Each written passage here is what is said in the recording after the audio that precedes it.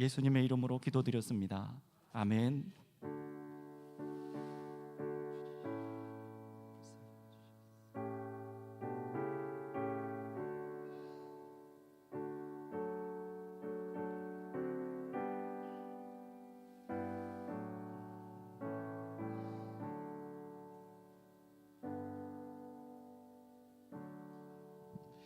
우리 앞뒤에 계신 분들과 이렇게 인사했으면 좋겠습니다. 이 자리에 참 잘 오셨습니다. 네, 한 번 더 인사할 텐데요. 이제 이렇게 말씀해 주시면 좋을 것 같아요. 말씀만이 우리를 살립니다. 네, 말씀만이 우리를 가장 안전한 길로 인도하시는 줄을 믿습니다. 주님께서 그래서 우리에게 허락하신 말씀 요한계시록 14장 6절에서 13절까지 말씀을 오늘 보도록 하겠습니다. 요한계시록 14장 6절에서 13장 읽고 설교하겠습니다. 다 찾으셨으면 저 한 절, 여러분 한 절 교독합니다. 또 보니 다른 천사가 공중에 날아가는데 땅에 거주하는 자들 곧 모든 민족과 종족과 방언과 백성에게 전할 영원한 복음을 가졌더라.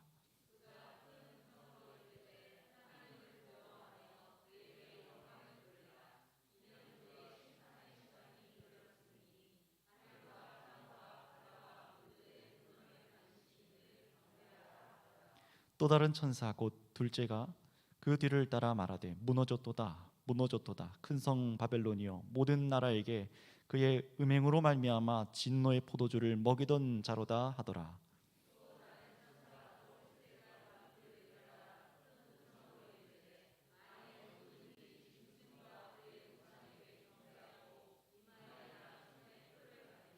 그도 하나님의 진노의 포도주를 마시리니 그 진노의 잔에 섞인 것이 없이 부은 포도주라.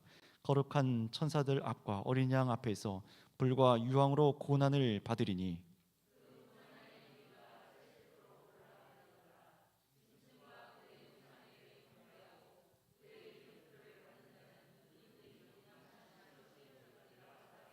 성도들의 인내가 여기 있나니 그들은 하나님의 계명과 예수에 대한 믿음을 지키는 자니라.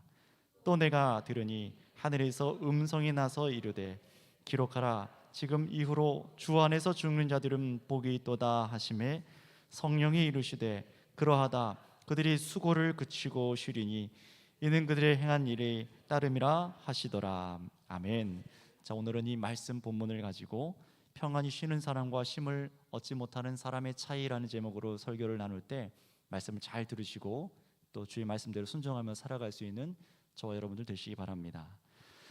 우리가 지금까지 앞에 있는 말씀들을 잠깐 돌아보면은 요한계시록 12장에서는 이미 패배한 이 마귀 사탄이 이 땅으로 쫓겨나서 누구를 공격한다고 하였습니까? 가장 주된 공격 대상이 바로 교회라고 했습니다. 마귀 사탄은 이 땅에 공격하는 대상이 바로 교회입니다.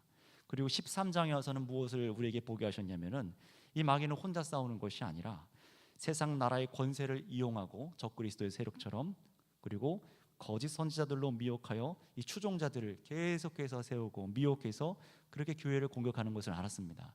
그래서 그 짐승의 표를 받은 사람들을 상징적인 숫자로 뭐라고 했죠? 666이라는 숫자, 이 불완전한 숫자였습니다. 마귀도 하나님을 흉내내고 성부, 성자, 성령을 흉내냈지만 불완전하고 가짜였죠. 바로 그런 것처럼 이 세상을 추종하고 따라가는 사람들 역시 얼마나 불완전한 상태에 있는지를 알게 하는 것이 이 짐승의 표 666이었습니다. 그리고 지난 14장 1절부터 5절까지는 이런 마귀의 공격과 핍박으로 우상 숭배를 하는 자들과는 반대에 있는 사람들, 참된 성도들이 어디 서 있는가를 비유적으로 이 앞전에 우리에게 보여주셨어요. 어디 있습니까? 바로 어린 양과 함께 성도들이 시온에 섰다, 시온산에 섰다라고 보여주셨죠. 그런데 이 성도들의 특징이 있었습니다. 이 짐승들을 따르는 우상 숭배하는 사람들과 다르게 이 성도들은 어떤 특징이 있는 사람들이냐면은 십자가에 죽으신 어린 양 예수님만 존귀하게 여기고 그리고 짐승 곧 세상 우상이 아니라 오직 어린 양의 십자가의 삶의 방식만을 따라 살아가는 자들이 바로 어린 양 예수님과 함께 서 있는 자들이다라고 했습니다. 그래서 성도들은 어떻습니까? 이런 14만 4천이 상징하는 이 성도들은요 어린 양이 어디든 인도하는 대로 따라가는 존재들이고 설령 그것이 고난의 길이라도 믿음의 정절을 지켜서 세상과 타협하지 않는 자들이 정말 참된 성도들이다라는 것을 우리가 13장과 비교해서 우리 14장 지난주 말씀을 보았습니다. 자, 그렇다면 여러분 여기서 그 결과를 한번 생각해 봤으면 좋겠어요. 마귀와 그를 추종하는 자들, 그리고 예수 그리스도 어린 양과 시온산에 선 우리 성도들과 그 마지막 끝은 어떻게 될까요? 둘 다 자기가 원하는 것들을 선택해서 섬기고 있습니다. 인생은 딱 두 갈래로 선택돼요. 그렇다면 그 결과의 끝은 어떨까요? 이것을 그냥 막연하게 성경은 말하지 않고 너무나 세밀하고 선명하게 교회들에게 밝혀주고 있습니다. 13장의 환상 속에서 우리가 쭉 봤던 것처럼 교회가 어떻게 이 마귀에게 공격당하는지 세밀하게 3번이나 걸쳐서 얘기해줬던 것처럼 이 마지막 일들도 어떻게 일어나는지를 보게 하시는데요. 그래서 그 이어지는 환상, 오늘 이어지는 환상을 통해서 주님께서는 그 결말이 어떤지를 선명히 보여주세요. 이 환상으로 참된 성도들이 위로와 격려를 얻게 하실 것이고, 또 그래서 우리가 이 말씀을 깨달을 때 이 삶에서 이탈하지 않도록 우리를 격려하십니다. 그러니 여러분 오늘 말씀을 잘 깨달으셔서 주님께서 기뻐하시는 길로 걸어가시는 성도님들 되시기를 축복합니다. 자, 그래서 오늘 본문을 보시면은요, 요한이 환상 가운데 본 이제 6절부터 12절 기록에는 이제 새 천사가 등장을 해요. 그런데 이 천사는 어떤 역할을 하는 천사냐면은 바로 역사가 끝나는 그 시점, 바로 예수님께서 재림하시기 직전에 그 심판을 외치는 역할을 하는 사람들이, 존재들이 이 새 천사라고 오늘 나옵니다. 그런데 이 천사들이 선언하는 이 심판의 대상이 누구냐면은 어린 양과 함께 서 있는 성도들 반대에 있는 자들, 짐승과 그를 숭배하며 따르는 자들에게 그 심판이 선언이 되고 있어요. 정말로 그런지 우리 6절 말씀을 한번 읽어봤으면 좋겠습니다. 14장 6절입니다. 시작. 또 보니 다른 천사가 공중에 날아가는데 땅에 거주하는 자들 곧 모든 민족과 종족과 방언과 백성에게 전할 영원한 복음을 가졌더라. 아멘. 자, 보시면은 6절을 보세요. 땅에 거주하는 자들 곧 모든 민족과 종족과 방언과 백성에게 라고 심판의 대상을 말하고 있어요. 그런데 이 표현은 앞에 5장과 7장, 이 계시록 5장과 7장을 제외하면요, 여기 나와 있는 땅에 거주하는 모든 자들은 어떤 자들이냐? 전부 다 하나님을 믿지 않는 세상 사람들을 의미하고 있습니다. 14장, 10장, 13장, 17장 계속 똑같이 이 땅에 거주하는 자들, 모든 민족, 종족, 방언과 백성은 심판받을 불신자들에 대해서 얘기를 하고 있어요. 그런데 이들을 향해 말하는 천사가 지금 무엇을 갖고 있다라고 지금 묘사하고 있습니까? 6절에요. 영원한 무엇을 갖고 있다고요? 여러분 이상하지 않습니까? 분명히 심판을 얘기하는 천사인데 영원한 복음을 들고 지금 얘기를 하고 있대요. 여기서 많은 분들이 헷갈릴 수가 있습니다. 6절만 우리가 똑 떼서 보면은 이 첫 번째 천사는 세상에 복음을 전해서 이 믿지 않은 사람들에게 마지막에 회개를 촉구하는구나, 복음을 믿으라고 하는 것이 아닐까, 이렇게 생각할 수 있는데요, 그런 해석과 생각은 맞지 않습니다. 여기서 첫 번째 천사가 가지고 있는 이 복음은 심판에 대한 의미를 갖고 있어요. 마치 이런 겁니다. 하나님은 사랑의 하나님이시니까 내가 어떻게 살아도 늘 용서해 주실 것이고 나를 천국 보내주실 거야 라고 착각해서 성경을 오해하는 것과 똑같습니다. 복음을 단편적으로 한쪽 면만 이해하고 싶어하는 사람들은 복음이란 무조건적인 용서, 무조건적인 은혜, 무조건적인 사랑의 측면만을 생각하고 싶어해서 이 복음이 가져다주는 이 반만 이해하고 살아갑니다. 하지만 여러분, 이 복음은 받아들인 자에게 분명히 은혜가 베풀어지는 정말로 귀한 것이지만 복음을 거절하는 자들에게는 무서운 심판을 가져다 준다는 사실 또한 우리는 알고 있어야 됩니다. 절대로 간과해서는 안 되는 거예요.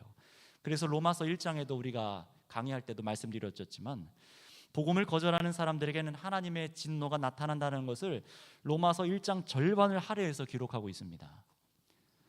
사랑의 하나님이고 우리를 복음으로 우리를 구원하시는 하나님인데 이 복음을 거절한 자들에게 얼마나 진노가 강력하게 선언되고 있는지 우리는 사실 그걸 덮어두고 믿는 것 같아요. 따라서 지금 이 6절에 천사가 가지고 있는 복음은 무엇이냐? 마지막 심판의 측면에 해당하는 부분으로서 이 복음을 너희가 듣지 않기 때문에, 깨닫지 않기 때문에, 이대로 살지 않기 때문에 심판이 임한다라는 말과 비슷해요. 왜 이것이 심판의 메시지인 게 확실하냐면은 7절로 넘어가시면은 이 천사가 복음의 메시지를 말하고 있는 그 시점 때문에 그렇습니다. 우리 한번 7절 한번 읽어보도록 할까요? 시작. 그가 큰 음성으로 이르되 하나님을 두려워하며 그에게 영광을 돌리라. 이는 그의 심판의 시간이 이르렀음이니 하늘과 땅과 바다와 물들의 군원을 만드신 이에게 경배하라 하더라. 아멘. 또 7절만 보면은 이것도 우리에게 회개를 촉구하는 메시지 아닌가요? 라고 생각할 수 있지만 아닙니다. 하나씩 보겠습니다. 이 천사가 심판의 메시지를 선언하고 있는 때가 언제라고 합니까? 심판의 시간이 이르렀을 때. 여기서 말하는 것은요, 우리가 앞서 보았던 교회의 역사 전체의 전반의 시기를 말하고 있는 것이 아니라 정말 역사 끝입니다. 심판이 곧 시작되는 그 지점 앞에서 그때의 역사의 마지막에 하나님을 거절했던 온 땅의 사람들은 이 첫 번째 천사가 말하는 내용을 귀담아 듣지 않음이 얼마나 무서운 결과를 초래하는지 알게 되는 것이에요. 그 내용이 뭡니까? 보시면은 이 말씀 가운데 6절과 7절에 두 가지로 천사가 요구를 합니다. 먼저 큰 음성으로 이르되 하나님을 두려워하며 영광을 돌리라. 첫 번째로 말해요. 하나님을 두려워하며 영광을 돌리라. 그리고 7절 끝에 하늘과 땅과 바다 물의 근원을 만드신 이를 경배하라 라고 얘기를 합니다. 이 두 가지를 얘기하고 있어요. 그런데 이것은 무엇이냐면은 이제 믿고 돌이켜서 회개하라 라는 말씀이 아닙니다. 이제 심판이 시작되고 나요. 심판이 시작되고서 나서야 그제서야 어쩔 수 없이 이들이 알게 된다는 것을 의미하는 거예요. 역사의 끝이 오고 나서 심판이 일어나는 그때에는 이제 그 누구라도 하나님이 정말로 주셨구나, 주시었구나, 왕이시구나 라는 것을 인정할 수밖에 없는 실체가 드러난다는 것입니다. 누가 진짜인지 누가 가짜인지가 드러나는 것이죠. 이 마귀가 다스리던 세상의 악하고 불완전한 질서가 참 진리가 아니었구나. 그리고 참 진리는 오직 예수님과 그를 보내신 하나님과 부르신 성도만이 구원을 얻는 것이 이 마지막 때에 드러나는 것입니다. 그래서 이렇게 말하는 거예요. 이제 하나님을 두려워하라. 그에게 영광을 돌리라. 창조하신 분을 경외하라. 사실 마땅히 모든 사람이 했어야 될 일을 이 마지막 심판과 함께 모든 사람이 알도록 큰 음성으로 울려 퍼지게 하시는 거예요. 이 음성을 들을 때는 이미 늦었습니다. 회개할 기회가 없는 거예요. 그리고 곧바로 이어서 이 앞에 구절이 6절과 7절이 심판인 것이 확실한 것처럼 이 두 번째 천사가 이어서 첫 번째 천사를 이어 이렇게 선언합니다. 어떻게 선언하는지 우리 8절 말씀도 이어서 읽어보겠습니다. 시작. 또 다른 천사 곧 둘째 천사가 그를 따라 말하되 무너졌도다 무너졌도다 큰 섬 바벨론이요 모든 나라에 그의 음행으로 말미암아 진노의 포도주를 먹이던 자로다 하더라. 아멘. 어떤 일이 일어나고 있냐면은 그때에 이거는 미래의 시점을 보여주는 겁니다. 바벨론이 무너졌도다. 그것도 두 번이나 이 심판의 천사가 바벨론이 무너졌다라고 말을 합니다. 큰 성 바벨론이 무너졌다. 여러분, 이 바벨론이라는 표현은 계시록에서는 이 바다에서 올라온 짐승 아니면 큰 음료 이거와 다 동의어로 사용되는 표현들인데요. 사실 이 바벨론은 구약의 역사 속에서 처음 이스라엘 나라를 멸망시켰던 최초의 나라였죠. 느부갓네살 왕을 중심으로 마치 느부갓네살 왕이 자신을 어떻게 여겼습니까?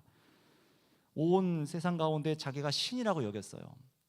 문화의 정점을 찍고 그리고 군대의 세력으로 정점을 찍어서 저 여호와 하나님을 섬기는 자들마저 함락시켰으니 자신이 하나님이라라고 스스로 칭했던 사람이 이 느부갓네살 왕과 이 바벨론 왕국이었습니다. 그런데 여러분, 그 바벨론 왕국은 어떻습니까? 우리가 메소포타미아 지역 그 뒤에 밑에 내려가 보면 지도에 보면은 바빌로니아라는 지역이 지금도 우리가 알고 있는 역사 속에 남아 있습니다. 바로 그 바벨론이에요. 이들은 어떻게 됐습니까? 완전히 하나님의 약속대로 다 파괴되었습니다. 역사 속에서 지워져 버렸어요. 그런데 구약 성경이나 예언서들에서는 이 바벨론이라는 큰 성이 가진 의미를 단순히 역사 속에 실존했던 이스라엘 북쪽에 위치했던 한 나라만을 지칭하는 것이 아니라 이 바벨론은 이 세상의 악한 구조의 정점에 있는 나라들을 의미합니다. 다시 말씀드립니다. 이 바벨론은 이 세상의 악한 구조의 정점에 서 있는 나라들을 의미하는 데 사용돼요. 하나님을 거역하고 세상을 돈과 권력과 폭력의 힘으로 지배하는 나라와 이 세력들을 의미하는 것으로 사용돼요. 이렇게 이해하시면 됩니다. 바로 이런 의미에서 바벨론은 이 세상 끝에 무너짐을 경험한다, 무너졌다라고 말을 하는 거예요. 그래서 예언서 이사야 말씀에서도 이 말씀이 예언됩니다. 21장 9절 11절에 이사야 21장 9절 11절에 보면은 이렇게 말해요.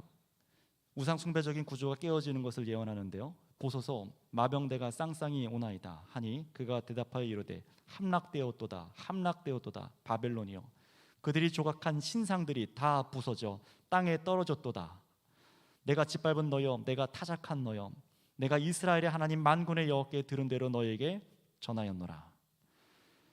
그래서 여러분 이 말씀대로 지금 요한계시록에서 역사 끝에 멸망한 이 바벨론은 지금은 지칭하고 있는 바벨론은 어떤 구약과 신약 시대의 어떤 특정한 나라를 말하는 것이 아니라 이 온 시대를 통틀어서 역사 마지막에도 여전히 세상의 정점을 지배하고 있는 나라들을 얘기하고 있어요. 자신들의 신처럼 자신들이 모든 권력의 정점에 있어서 무너질 리 없다라고 생각하는 자들입니다. 이 요한계시록을 처음 읽은 독자였던 소아시아 7교회 시대에는 이 바벨론은 어떤 것을 의미했냐? 로마 제국을 의미했죠. 단순히 로마라는 나라 정도가 아니라 세상 악한 구조를 통칭하는 것, 이것을 말하는 게 이 바벨론이라는 것입니다. 그런데 세상의 정점에 있는 이 바벨론 역시 어떻게 된다고요? 역사의 끝 심판이 일어날 때에 어떻게 된다고요? 완전히 무너짐을 당하게 된다라는 것이 성경의 말씀입니다. 그런데 이 바벨론이라는 세상의 악한 구조가 심판을 받고 무너지는 것을 보고 놀라는 자들이 있습니다. 두려워하는 자들이 있습니다. 그들이 누굴까요? 바로 두 번째 이어지는 이 말씀을 보면은 이마이나 손에 짐승의 표를 받은 사람들입니다. 이들이 누구인지는 제가 자세하게 지난번에 설명을 했었어요. 13장에서는 이 두 번째 짐승인 거짓 선지자들의 미혹에 끌려서 세상을 숭배하는 자들이 바로 이 짐승의 표를 이마에 받은 사람들이었어요. 자, 그럼 여기서 한 가지 한번 확인해 보도록 하겠습니다. 이 우상 숭배를 하는 사람들과 이 짐승의 표를 받은 자들이라고 말하는 자들, 그리고 마지막 심판에 멸망당하는 이 바벨론과는 무슨 연관, 무슨 상관이 있을까요? 이 8절을 다시 한번 보시겠습니까? 8절을 보시면은 눈여겨볼 표현이 한 가지 있습니다. 이 비유적인 표현은 큰 성 바벨론은 모든 나라에 그의 음행으로 진노의 포도주를 먹이던 자다라고 기록되어 있어요. 8절 끝에 그의 음행으로 말미암아 진노의 포도주를 먹이던 자다라고 되어 있습니다. 이 표현을 한번 잘 보세요. 이게 무슨 말이냐면은 이 바벨론이 표상하는 세상 구조는 경제 구조와 종교적인 것과도 연결되어 있는데요. 이 바벨론은 세상에서 사람들을 돈과 권력에 취하게 만든다는 겁니다. 돈과 권력에 취하게 만들어서 하나님께 음란, 곧 우상 숭배를 하게 하고 하나님을 배도하게 했다라고 말을 하는 거예요. 정말 포도주를 먹이겠다 그런 얘기가 하는 거 아닙니다. 그래서 8절에 포도주를 먹이던 자라는 말은 정말 술을 먹였다 이게 아니라 술에 취하는 것처럼 사람들이 세상 돈과 명예와 권력에 취해서 하나님을 배도하고 하나님을 바라지 않게 만들었다라는 것입니다. 여러분 정말 그렇지 않습니까? 이 세상을 잘 보세요. 이 세상은 무엇에 취해 있습니까? 얼마 전에 일어난 이태원에 있는 안타까운 사건 아니에요? 젊은 10대와 20대들이 그렇게 죽임을 당하는 것을 보고 너무 가슴 아프고 괴로워요. 그러나 분명히 말할 것은 말해야 됩니다. 무엇에 취해서 그 자리에 무엇에 취해서 사람들이 그런 자리들에 가냐라는 거예요. 이태원만이 아니었어요. 전국 곳곳으로 일어났었습니다. 여러분 또 뿐만 아니죠. 세상 전체를 보세요. 저 위에서 일어나고 있는 전쟁은 무엇에 취해서 일어나고 있는 전쟁입니까? 정말 공의와 정의를 위해서 하는 건가요? 아니죠. 돈과 자원을 위해서, 자신의 이익을 위해서, 권력을 위해서 싸움하는 것을 우리가 다 알고 있습니다. 이 세상 구조는 결코 하나님 중심이 아닙니다. 그리스도를 중심에 두지 않아요. 마귀는 그래서 세상 나라들에게 하나님을 대적한 힘으로서 무엇을 부여했냐면 힘과 돈과 권세와 능력들을 부여했습니다. 마귀는 충분히 그럴 수 있는 존재라고 성경은 말합니다. 그래서 세상에 주는 것을 받아먹게 해서 이 세상 구조를 거절할 수 없도록 만들었고, 그래서 만약 이 세상 악한 질서를 거부하고 예수님을 따르는 사람들에겐 여러 가지 제재가 가해질 수밖에 없는 구조를 만들어 놨어요. 그래서 이 세상 중심의 구조는 돈과 권력들이라고 할 수가 있습니다. 부정할 수가 없을 것 같아요. 그런데 이런 것에 편승할 때에 안정을 약속하고 하나님 대신 세상을 의지해서 살아가도록 만드는 것이 이 세상이지요.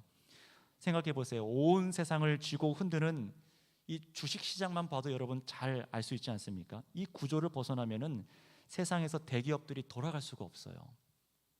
문을 닫아야 됩니다. 이것은 거대한 세상 구조의 일부분일 뿐입니다. 각 나라와 국가와 사회 속에서 뿌리 깊게 박힌 돈과 권력과 이 종교와도 연결되어 있는 악한 구조가 익숙하게 세상을 지배하고 있는지를 우리는 눈 떠서 봐야 됩니다. 이것을 성경이 오늘 바벨론이 세상 나라들을 음행하게 만들었다라는 표현이에요. 그런데 그 마시게 한 걸 포도주라고 비유합니다. 취하는 겁니다. 받아 먹고 맛을 보며 달콤함을 즐기며 세상 구조에 순응할 수밖에 없도록 만들어서 더 이상 이 세상에서 말씀을 들어도 저항하지 못하게 만들고 문제점을 발견하지 못하게 만들고, 그렇게 취한 자들은 바벨론에 의해 인생이 이리저리 끌려다니다 고생만 하는 것이죠. 돈 따라, 명예를 따라, 권력을 따라 다니게 만들어서 진짜 안식과 안전함을 주시는 하나님을 보지 못하게 만드는 것입니다. 여러분, 바로 이러한 것이 우상 숭배라고 하는 거예요. 바벨론이 주는 포도주를 마시며 취해 음행하는 것이 우상 숭배인데, 곧 세상 구조에 얽매여서 세상의 경제적인 관념의 모든 마음에 빼앗겨 하나님 대신 돈과 명예와 권력을 갈구하며 그것을 최고로 여기는 사람들은 우상 숭배를 하고 있는 것입니다. 꼭 절에 가서 어디 가서 이슬람 사원에 가서 절을 해야만 우상 숭배가 아니라 이 세상 구조 앞에 엎드려 그것의 마음을 온통 빼앗겨 있는 사람들, 내가 나중에 건물주가 될 거야, 이게 어린아이들이 꿈이 되어 있는 이 세상, 무엇에 취해 있는 것입니까? 돈에 취해 있는 것이죠. 이게 바로 바벨론이 마시게 한 포도주라는 겁니다. 연결된 구절 한 군데만 정말 그런지 찾아보도록 하겠습니다. 우리 18장으로 뒤로 넘어가 볼까요? 요한계시록 18장 3절 말씀을 한번 읽어보도록 하겠습니다. 요한계시록 18장 3절 말씀입니다. 찾으셨으면 같이 읽습니다. 시작. 그 음행의 진노의 포도주로 말미암아 만국이 무너졌으며 또 땅의 왕들이 그와 더불어 음행하였으며 땅의 상인들도 그 사치의 세력으로 치부하였도다 하더라. 아멘. 너무나 명확하죠. 세상의 왕들, 나라에 있는 중심에 있는 권력자들을 말해요. 상인들도, 무역하는 모든 사람들, 그 사치의 세력으로 치부하였더라. 바벨론이 세상 사람들에게 먹인 포도주는 돈 중심의 문화입니다. 예수님께서 그래서 마태복음 6장 24절에도 이것을 경고하셨어요. 사람이 두 주인을 섬기지 못할 것이니 하나님과 재물을 겸하여 섬기지 못한다고 분명히 말씀해 주셨습니다. 그런데 이렇게 바벨론이라는 세상 악한 구조 속에 재물의 마음을 두고 살아가고 세상에 편승해서 하나님도 섬기려고 하고 돈도 사랑하려고 하며 거기서 안전과 기쁨을 얻으려는 사람들이 놀라게 되는 날이 오니 바로 이 심판의 날입니다. 큰 성 바벨론이 무너지는 날이 온다라고 하는 거예요. 666이라는 가장 불완전한 숫자가 보여주었듯이 결국 세상에서 사람들이 의지하던 이 세상 구조, 저와 여러분들이 익숙하게 살아가고 있는 이 세상 구조, 돈과 경제의 구조, 이런 것이 결국 아무런 안전을 저와 여러분들에게, 사람들에게 제공해 주지 못하는 그때가 명확히 올 것이라고 말하는 것입니다. 하지만 겨우 이 정도로, 세상이 무너지는 이 정도로 비신자들이 놀라는 것이 아니에요. 정말 이 짐승의 표를 받은 사람들이 두려워 떨 수밖에 없는 이유는 다른 데 있습니다. 왜냐하면 이들이 큰 성 바벨론으로부터 취하도록 마시던 것은 사실 하나님 앞에 진노의 포도주기 때문에 이제 두려워 떨 것이에요. 다시 말하면 비신자들이 그때는 깨닫고 두려워하기 시작하는 거예요. 하나님 대신 자신들이 의지했던 이 세상 구조가 파멸되는 것을 보면서 이게 곧 닥칠 자신들의 운명이라는 것을 깨닫기 시작하는 것입니다. 몇 주 전에 저와 여러분들 다 경험해 보셨을 텐데요. 스마트폰 쓰시는 분들은 더 잘 아실 거예요. 몇 주 전에 카카오라는 우리나라 이 플랫폼이 한번 멈췄지 않았습니까? 대기업들부터 시작해서 금융 문제들, 택시를 타고 내리는 문제, 송금도 안 되죠. 사람들과 카카오톡으로 안 되니까 무슨 회의도 못 하죠. 온통 삶이 먹통된 것처럼 일시적으로 느꼈었습니다. 그런데 그런 작은 것도 일시적으로 멈췄더니 국가 경제적인 손실이 생길 정도인데, 이거 온 세상 끝에 심판의 날에 이 세상을 지배오던 악한 이 경제 구조가 전부 무너진다고 생각을 해보시기 바랍니다. 지금처럼 경각심을 갖자 이런 여유도 없습니다. 자신들에게 곧 닥칠 심판의 전조로서 두려워할 일만 남았다고 성경이 지금 말하는 겁니다. 그래서 여러분 잠시 여기까지 정리를 해서 생각을 우리 한번 해봤으면 좋겠어요. 이 계시록은요, 불신자들에게, 믿지 않는 사람들에게 전하는 메시지가 아니라 하나님을 믿는다고 말하는 교회들에게 주시는 메시지입니다. 이 책은 주님께 부름받은 저와 여러분들에게 하시는 말씀이에요. 따라서 지금 우리에게 이렇게 묻고 계시는 겁니다. 성도들이여, 누구를 두려워할 것인가? 누구를 경외하고 경배할 것인가? 여러분, 지금이 여러분들께서 두려워하고 계신 것이 무엇입니까? 세상, 경제구조, 돈 주는 사람들, 돈을 움직이는 안정적인 그런 구조를 경배하고 두려워합니까? 그래서 돈과 권력과 명예를 잃는 것을 가장 무서워하고 살아가고 계십니까? 아니면은 정말로 무서워해야 할 분, 이 세상 바벨론을 영원히 멸망시키시고 사람들을 영원히 멸하실 수 있으신 천지를 창조하신 하나님을 두려워하고 경외할 것인지, 성도들아 결단하고 선택해서 믿음에 흔들리지 말라라고 지금 계시록이 우리에게 메시지를 던지고 있는 것입니다. 그렇다면 여러분, 지금 이 말씀을 들음에도 불구하고 하나님을 선택하지 않고 우리 마음의 중심에 있는 이 세상 구조를 사랑하는 마음, 거기에 안전을 찾고 있는 이 마음과 행동을 회개하지 않으며 삶을 돌이키지 않아서 그렇게 개인의 종말을 맞거나 역사의 마지막 심판의 시간까지 여전히 우상 숭배하는 사람들은 어떻게 해야 될까요? 돈과 경제적인 우상에 취해 있던 사람들이 하나님의 뜻을 저버려가면서 하나님을 예배하지 않고 말씀에 정직함도 없고 거룩함과 정결함도 다 무시하며 살아가며 이 세상 바벨론을 섬기던 자들이 당할 진노는 어떻겠습니까? 그것을 오늘 본문 9절에서 11절 세 번째 천사가 말씀하고 있는데요, 우리 다시 한번 찾아서 본문 9절부터 11절까지 말씀을 읽어보도록 하겠습니다. 14장 9절에서 11절입니다. 시작. 또 다른 천사 곧 셋째가 그 뒤를 따라 큰 음성으로 이르되, 만일 누구든지 짐승과 그 우상에게 경배하고 이마에나 손에 표를 받으면 그도 하나님의 진노의 포도주를 마시리니 그 진노의 잔에 섞인 것이 없이 부은 포도주라. 거룩한 천사들 앞과 어린 양 앞에서 불과 유황으로 고난을 받으리니 그 고난의 연기가 세세토록 올라가리로다. 짐승과 그의 우상에게 경배하고 그의 이름의 표를 받는 자는 누구든지 밤낮 쉼을 얻지 못하리라 하더라. 아멘. 9절에 보실까요? 여전히 이마에 손과 또 이마와 손에 짐승의 표를 받아서 이 세상이라는 우상을 섬기고 세상 것을 위해 수고하고 충성하면, 이런 표현이거든요. 이렇게 살아가면은 10절에 그 결과를 이렇게 말합니다. 바벨론이라는 세상에 주는 이 포도주, 곧 돈과 권력과 그 외에 하나님을 따르지 않고 즐기도록 마셨던 것이 진노의 잔으로서 부어질 것이다 라고 말하고 있어요. 이것은 비교되고 있는 겁니다. 바벨론이 주던 포도주는요, 취해서 세상이 안전을 주고 믿고 있었던 것은 결국 우리를 영원히 안전하게 하지 못하고 불안전하는 것이지만, 그러나 하나님의 진노는 어떻다고요? 마치 물 섞이지 않은 원액 그대로의 포도주와 같이. 그래서 뭐라고 말씀합니까? 진노의 잔에 섞인 것이 없이 부은 포도주라. 이것은 뭘 의미하냐면, 당시에 이 포도주를 1대2 아니면은 몇 대 몇 이렇게 1대3을 희석시켜서 일상 음료처럼 포도주를 마셨는데, 이 사람들은 아는 거예요. 아무것도 섞이지 않은 포도주 하면은 원액 그대로 아주 진한 것, 이것을 딱 바로 생각할 수 있습니다. 그런데 뭐라고요?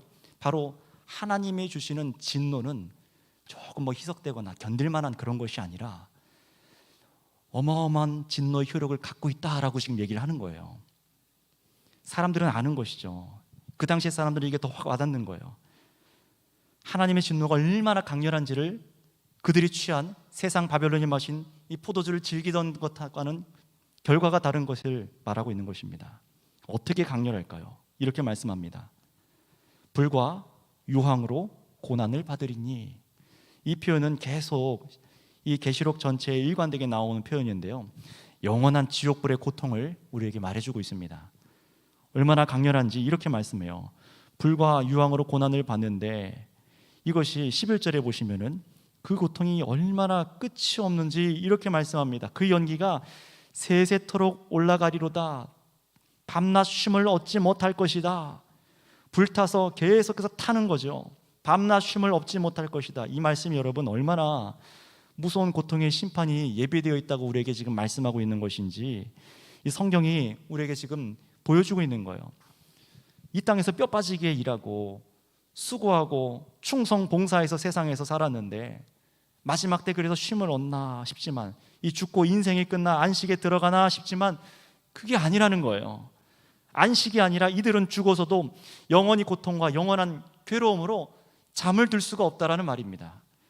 여러분, 성경을 의지해서 다시 한번 분명히 말씀을 드립니다. 영생은 누가 얻습니까? 한번 질문을 먼저 드릴게요. 영생은 누가 얻습니까? 네, 크게 말씀해 주셔도 돼요. 영생은 누가 얻습니까? 글씨를 써서 안 들립니다. 여러분, 자신 있게 말씀해 주세요. 영생은 누가 얻습니까? 예수님을 믿는 사람이 영생을 얻습니다. 맞습니다. 그런데 예수님을 안 믿는 사람도 영생 얻습니다. 그게 성경이 말하는 것이죠. 잘 생각하셔야 돼요.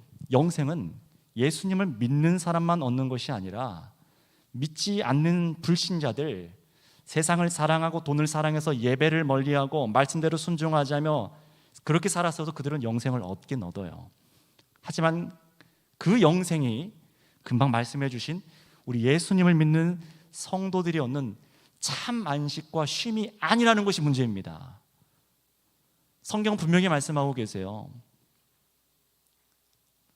이들이 영원히 타는 지옥불에서 밤낮 쉬지 못하고 영원토록 고통 가운데 안식을 얻지 못한다고, 그래서 삶 속에서 밤새가며 그렇게 이 땅에서 열심히 먼 곳으로 뛰며 만족과 안정감을 얻으려고 이 땅에 그렇게 살아갔는데, 마음의 평안을 얻으려고 수고했는데 마지막 어떻게 된다고요? 바벨론의 멸망과 함께 자신이 사랑하고 의지했던 돈과 그것에 뿌리내렸던 세상 구조가 망하는 것을 보고 절망하고 죽어서도 부활은 하지만 그들의 입을 부활의 몸은 어떻다고요? 오직 영원토록 고통당하기 위해 예비되어 있는 사망의 부활의 몸이다 라고 성경은 말합니다.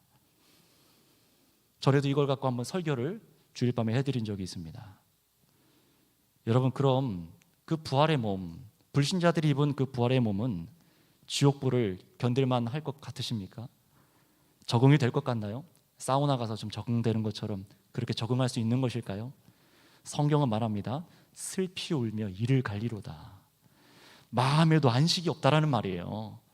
심적으로도 엄청난 고통을 영원히 겪게 된다는 것이 무서운 지옥 심판입니다. 우리가 하나님 없을 때 고뇌하고 번뇌해서 마음이 막 괴로울 때가 있지 않습니까? 정말로 세상 표현으로 미쳐버릴 것 같아요. 그런 표현을 하잖아요. 그런데 어떻게 해요? 마음의 평안이 아예 없는 채로 영원히 그렇게 고통당하는 것이 지옥이라는 거예요. 어떻게 사랑의 하나님이 그런 고난을 주실 수 있습니까? 라고 묻지만 이 결과는 이 땅에서 베풀어 주신 어린 양의 대속의 은혜를 거절하고 여전히 세상을 사랑한 무도한 죄의 결과로 응당한 하나님의 공의의 심판을 받는 것뿐입니다. 성도 여러분, 이것이 역사 전체에 걸쳐서 불경건한 세상 구조에 충성을 바친 모든 불신자들에게 임하는 최후의 심판입니다. 그래서 오늘 본문 마지막 12절에 주님께서는 성도들에게 이렇게 말씀해 주세요. 우리에게 뭐라고 말씀하시는지 12절 말씀 같이 읽어볼까요? 시작. 성도들의 인내가 여기 있나니 그들은 하나님의 계명과 예수에 대한 믿음을 지키는 자니라. 아멘. 이 12절에서 눈여겨보이는 표현이 이겁니다. 성도의 인내가 여기 있다. 곧 무엇입니까? 바벨론이 주는 포도주에 취하지 말라라는 겁니다. 짐승에 충성할 때 오는 영원한 그 심판을 피하라라는 겁니다. 그럴 때 어떤 일이 일어납니까? 여러분들, 우리가 이 땅에서 지금 여러분들이 세상의 경제 구조와 이 속에서 돈의 노예가 되고 세상 권력의 우상 숭배하는 자들이 되는 것을 피하고 거절하고 그렇게 살아갈 때 어떤 일이 벌어집니까? 경제적으로 손해가 오기도 할 거예요. 이 소아시아 7교회들은 실제로 그랬죠. 목숨까지 잃었었습니다. 감옥도 갇히고 경제 활동도 못하고 상인회가 다 우상 숭배하는 자들이라 그 안에서 절하지 않으면 똑같이 음행하지 않으면 물건을 팔 수가 없어요. 실제로 그런 시대였었고 이 당시가. 지금도 여전히 우리나라만 나가면은 바깥으로 나가면은 이 종교적인 자유가 없어서 종교의 자유가 없어서 예수 그리스도를 믿는다 하면 죽임을 당하는 나라들 얼마나 많은지 모릅니다. 그런데 그런 것이 오더라도 무엇하라는 겁니까? 오늘 이 대한민국 땅에 살아가는 우리에게도 뭐라고 하는 거예요? 그런 고난이 온다 할지라도 타협하지 말고 고난에 두려워하지 말고 견디라 라고 하시는 겁니다. 여러분, 바로 이것이 성도들의 인내라고 말하는 것을 주목하시길 바랍니다. 우리의 성도의 인내는 결코 세상 것 달라고 떼쓰고 그런 나중의 수준 것이 아닙니다. 나 좀 합격하게 해주세요. 나 좀 좋은 것 좀 주세요.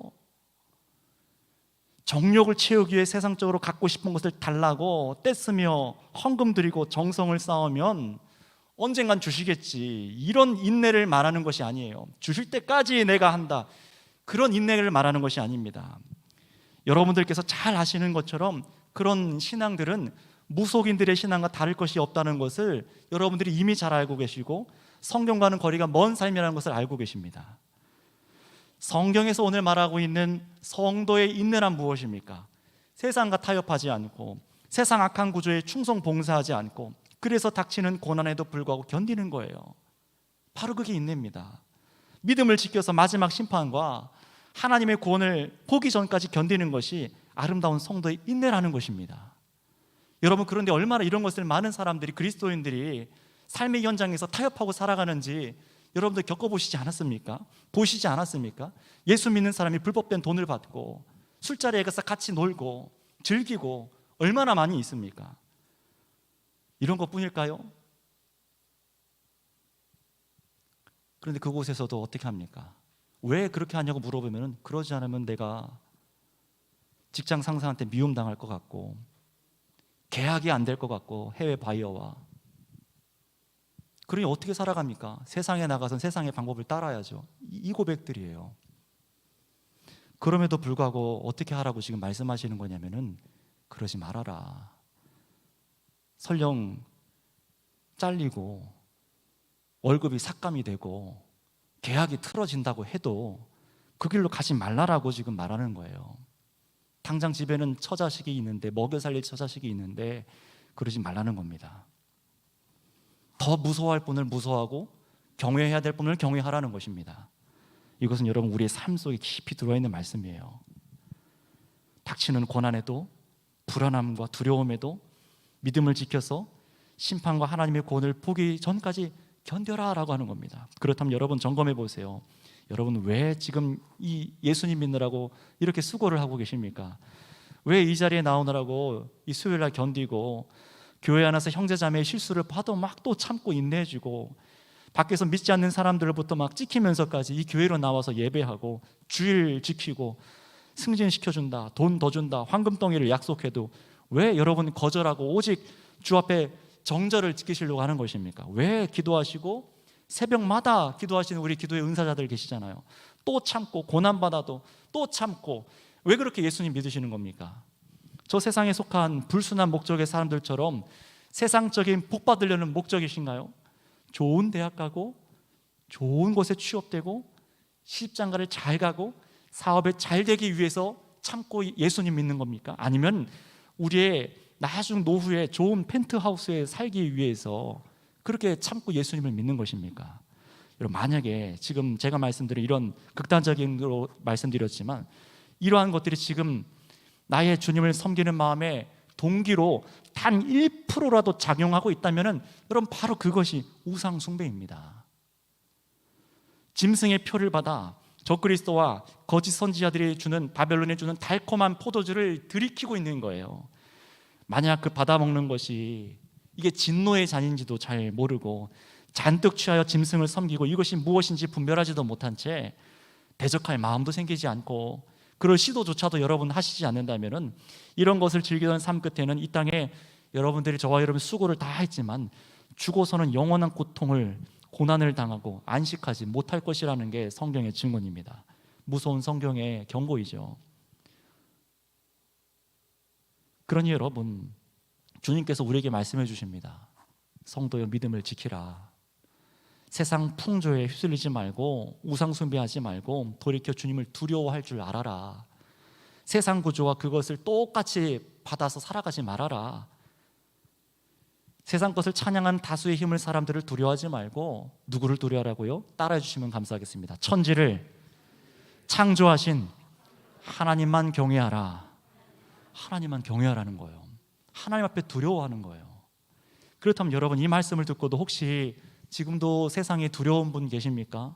갈팡질팡하는 분들이 계시다면은, 그렇다면 마지막 13절 우리의 마음을 두드리시면서 주시는 이 주님의 음성을 믿고 이것이 내가 인내해야 될 동기로 삼으셔서 위로받고 오늘 결단하셨으면 좋겠습니다. 우리 마지막 13절 말씀을 같이 읽어보도록 하겠습니다. 시작. 또 내가 들으니 하늘에서 음성이 나서 이르되 기록하라. 지금 이후로 주 안에서 죽는 자들은 복이 있도다 하시매 성령이 이르시되 그러하다.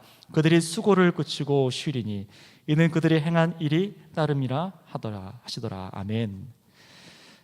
주 안에서 죽는 자들은 복이 있다 라고 말하죠. 저 짐승의 표를 받은 세상 권력을 쫓아 살아가는 자들과는 다른 상이 있다라는 겁니다.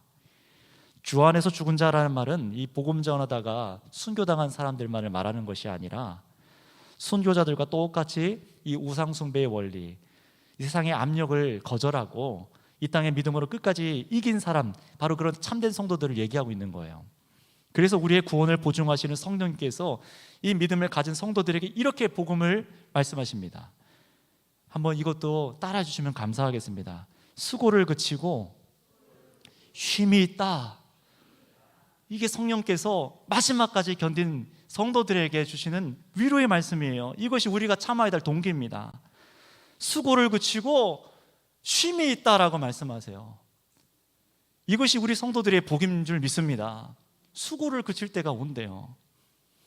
여러분, 그날은 바벨론이 주는 포도주를 마셔서 취하며 끝까지 우상 숭배한 자들에겐 무서운 심판이 날이 되지만 우리 성도들에겐 영원한 쉼이라는 상이 시작되는 복된 날이 되는 줄을 믿으시길 바랍니다. 그러니 저와 여러분들은 죽어서 소멸되는 것이 아니에요.